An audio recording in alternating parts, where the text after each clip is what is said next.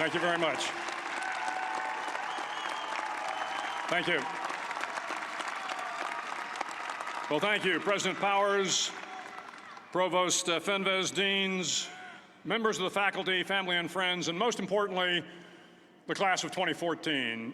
So the university's slogan is, what starts here changes the world. Well, I've got to admit, I kind of like it. What starts here changes the world. Tonight, there are almost 8,000 students, or there are more than 8,000 students graduated from UT. So that great paragon of analytical rigor, Ask.com, says that the average American will meet 10,000 people in their lifetime. 10,000 people, that's a lot of folks. But if every one of you changed the lives of just 10 people, and each one of those people changed the lives of another 10 people, and another 10, then in 5 generations, 125 years, the class of 2014 will have changed the lives of 800 million people. 800 million people. Think about it.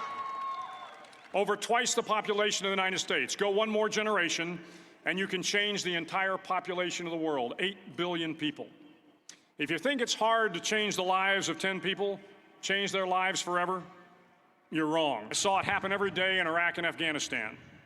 A young Army officer makes a decision to go left instead of right down a road in Baghdad, and the 10 soldiers with him are saved from a close-in ambush.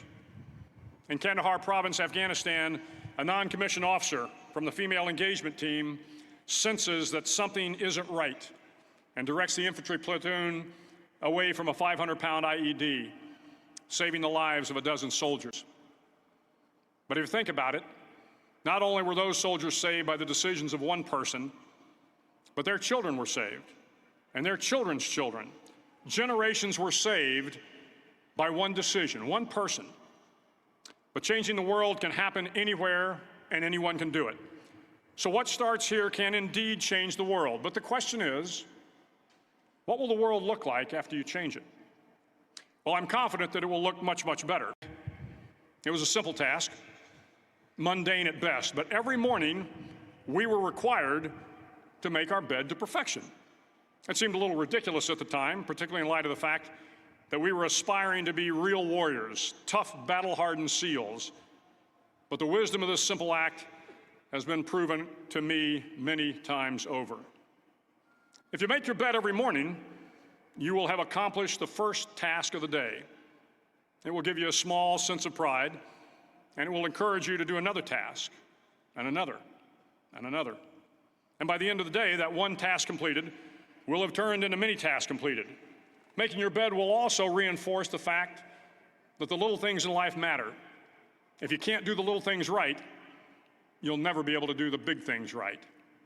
And if by chance you have a miserable day, you will come home to a bed that is made,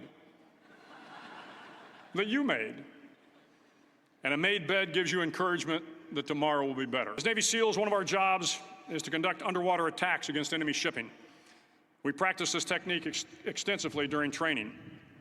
The ship attack mission is where a pair of SEAL divers is dropped off outside an enemy harbor and then swims well over 2 miles underwater, using nothing but a depth gauge and a compass to get to the target.